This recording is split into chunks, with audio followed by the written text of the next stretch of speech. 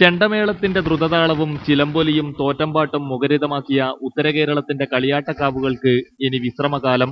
തെയ്യാട്ടങ്ങൾക്ക് സമാപനം കുറിച്ച് ആർപ്പുവിളി തീർത്ത പുരുഷാരം കലശകുംഭങ്ങളുമായി കാവ് വലം ചെയ്തപ്പോൾ വൻമുടിയേന്തിയ ഭഗവതിമാർ തിരുമുഖ ദർശനം പകർന്ന് വരമൊഴിയേകാൻ ഭക്തസമക്ഷമെത്തി. നീലേശ്വരം മന്നമ്പുറത്ത് കാവിലെ കലശമഹോത്സവം കാണാൻ ആയിരങ്ങൾ കാവിലെത്തി.